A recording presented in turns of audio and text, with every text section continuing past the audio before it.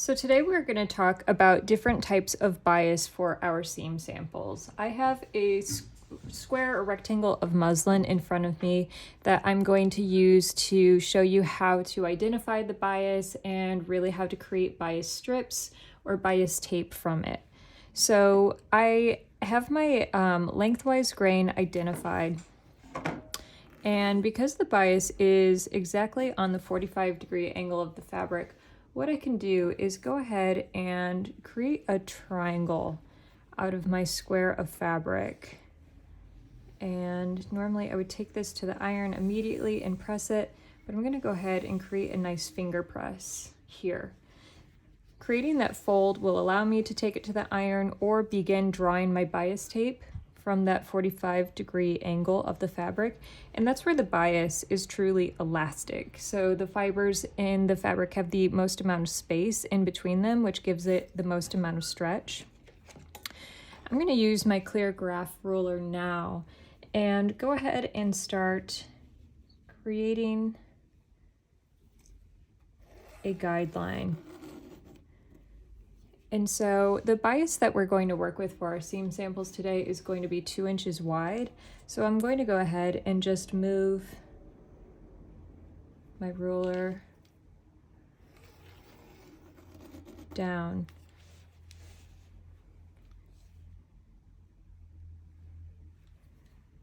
Working on both sides of that line.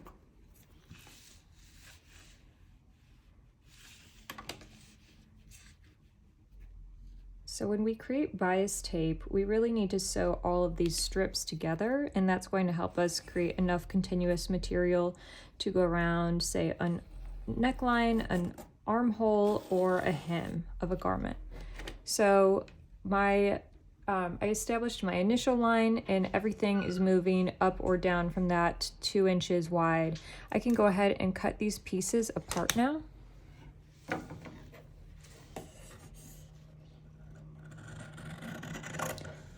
And bias finishes are particularly great for anything that has a curve.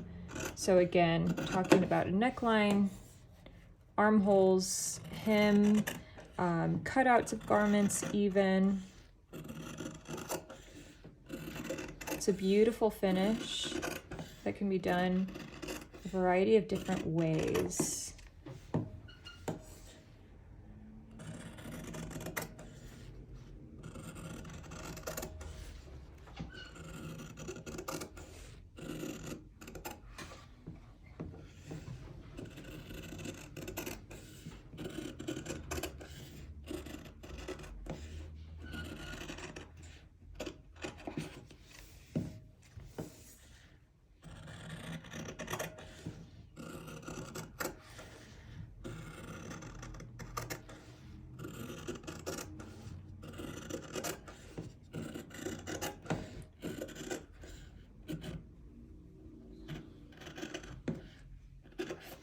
Okay, so now that my strips are cut, I'm going to move this piece of muslin and begin sewing my bias strips together. Normally, we've been working with a lot of straight seams, but if we were to attempt to attach these bias pieces with a straight seam, we would interrupt the direction of the fibers in the fabric, and it wouldn't allow it to stretch after that point. So you would see a lot of puckering, and then the technique of the bias would not curve. It would not allow the fabric to continue to curve. So we actually need to sew the seam on the bias as well. So I'm going to lay my pieces here, and really you should have 2 triangles. You should create a square and then 2 triangles coming out.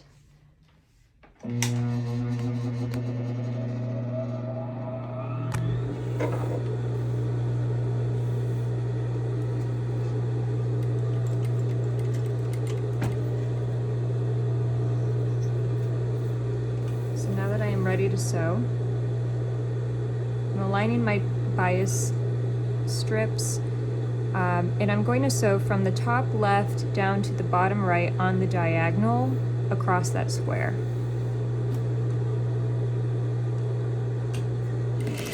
I'm stitching and back stitching at the beginning and end of my seam.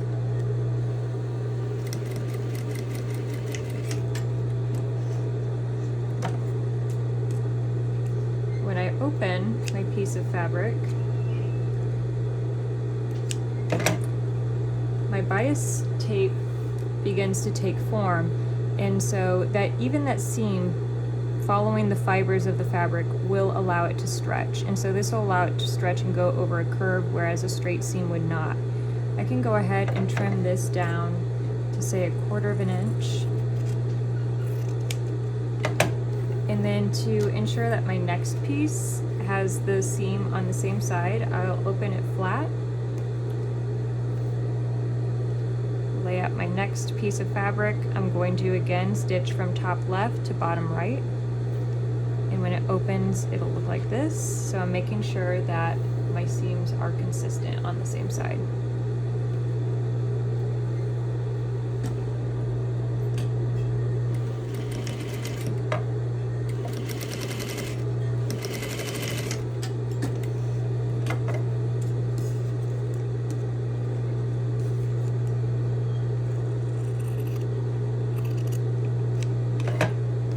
So I have created bias tape. Now, my next step is going to be creating some seam samples using bias tape. So I'm going to go ahead and start off with a single fold bias. And I'm just working with one rectangle of 8" by 4" blocked muslin. I have a bunch of different pieces here that I've already created. So my first step is I'm going to take my bias tape. This is 2" wide bias, and it has been ironed into quarters. So first in half, and then with the sides pressed to meet in the middle. And so I'm going to line it up with the edge of my fabric and stitch at that 1/2 inch line, which is the first pressed line.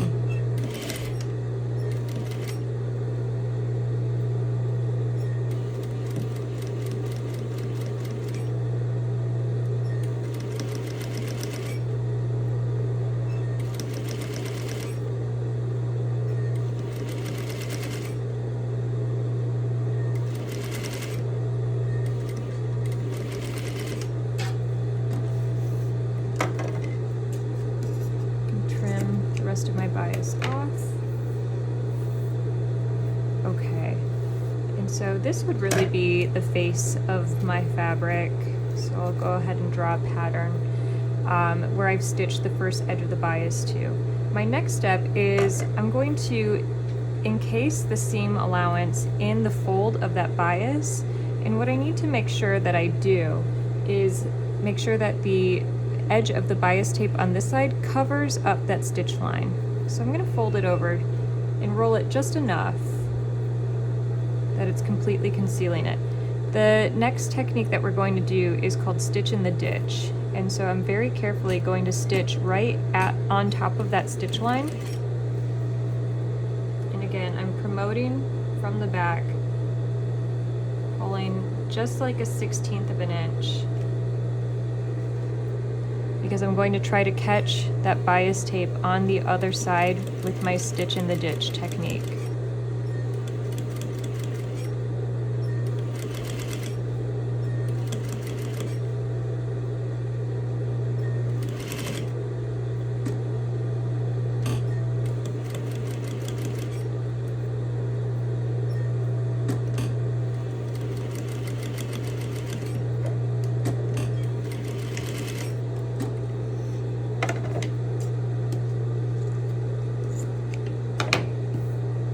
When I have completed sewing, my stitches are not on the bias tape, they really remain in that crease, and on the back I have completely captured the backing of the bias tape, and that is my single fold bias. We're going to move on. I'm going to do something very similar, except double fold this time. So I'm going to indicate the face of my fabric here. For this technique, instead of opening up my bias tape, which again is ironed into quarters, I am not stitching at the first quarter. This time I'm going to simply sandwich the seam or the edge of my fabric in the center of that fold. This is not my preferred method of sewing bias. I think it's slightly more obvious and not as clean as this technique. So I really prefer the single bias. I also feel like the fabric has a tendency to slip, so it takes a lot more adjusting. I am stitching on the bias side about 1/8 of an inch away from the edge, so trying to be consistent and really holding this piece pretty steady.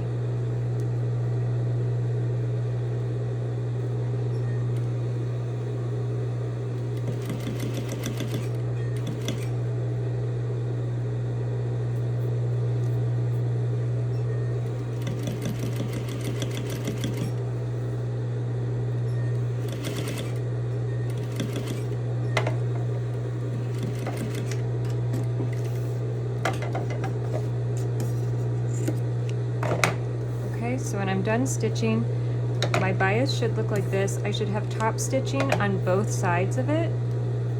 So this is the face of it. It's really clean. It's about 1/8 of an inch away from the edge of the bias. And it looks about the same on the back. So keeping it really consistent. Okay, so those are my first two. My next bias sample, piece here. This is 3 inches wide, but we'll pretend that it's 2. It's the exact same concept. It's only ironed in half. So I'm going to go ahead and sew this at a 1/2 an inch. So this piece of bias tape, again, I want to reiterate, is not ironed into quarters, it's only ironed into half. And we're going to do a bias facing. So I'm stitching at 1/2 an inch.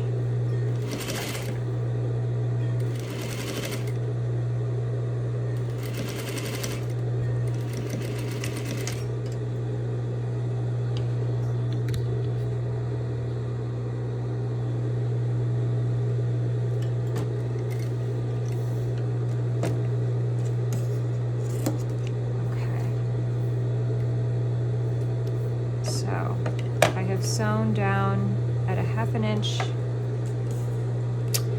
My next step would be taking this to the iron and pressing everything up towards the bias, towards the seam allowance. So really trying to create a clean edge. So I'm going to go ahead and finger press it, and then after you press it, completely opening up that stitch line, I'm going to top stitch or understitch on the side of the bias. So this is the bias facing part or understitching part, and I'm going to do it about 1/8 of an inch away from that seam. And that is trapping all the layers of the seam allowance to the bias.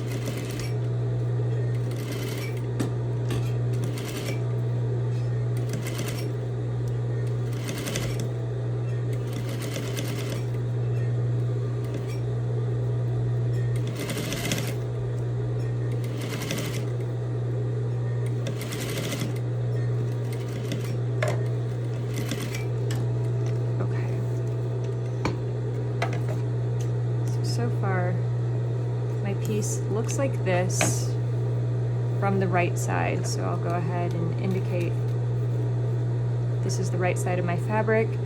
On the wrong side, it looks like a typical understitch. And now what I'm going to do though is fold back the bias, and I'm going to trim just my seam allowance of the bias and the actual garment or my seam sample. And I'm going to trim it down to about 1/8 of an inch. Being really careful that I don't catch either the self of the fabric or my bias. So that's trimmed. This is again when I would take this over to the iron and press it so that I am right on that stitch line. So I'm going to finger press this really well.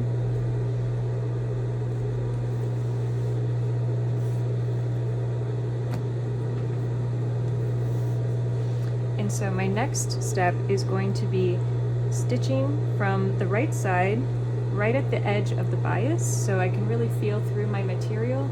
So I'm catching at the edge here from this side so that this is totally clean, and my bias facing will have 2 rows of stitching.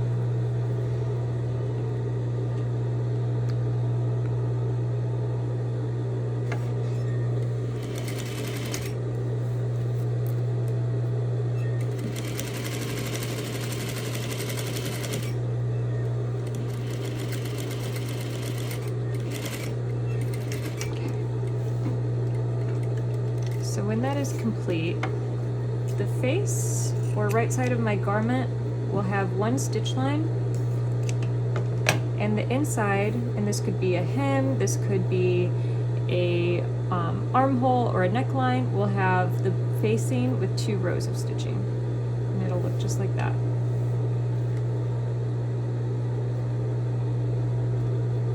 And last but not least, we have the simplest bias finish, known as the Hong Kong bias. So my piece of bias is not ironed. This is also 2 inches wide. I'm going to go ahead and line it up with the edge of my fabric and sew it at a 1/2 inch.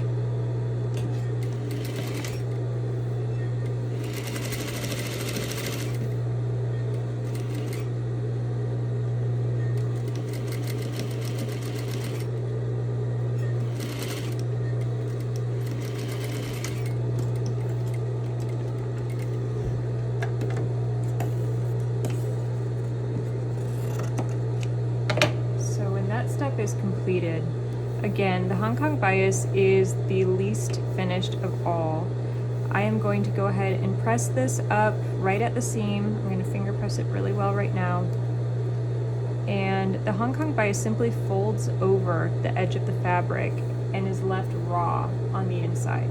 So this is a really great example of a technique that would be used on an actual facing. So the facing would finish the edge of the garment, and then the edge of the facing still needs a finish. So this would be a good example that doesn't add too much bulk because it just has that 1 fold over and it's left raw. And this raw edge would face the inside of the garment. So this would be attached at the neckline, and this would be, towards the body, and this is towards the garment. So it's okay that it's raw. It's not really rubbing against anything.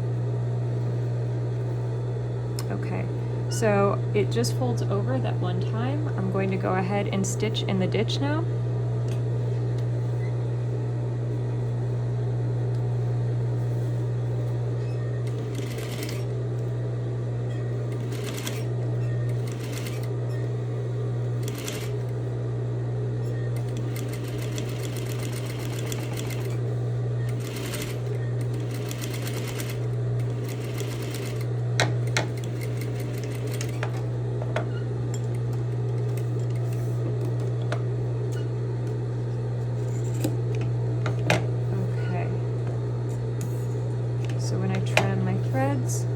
Again, the right side of my garment looks like this with the bias and stitch in the ditch, and the wrong side, always facing towards the garment and not the body, has 1 single row of stitching and is raw here.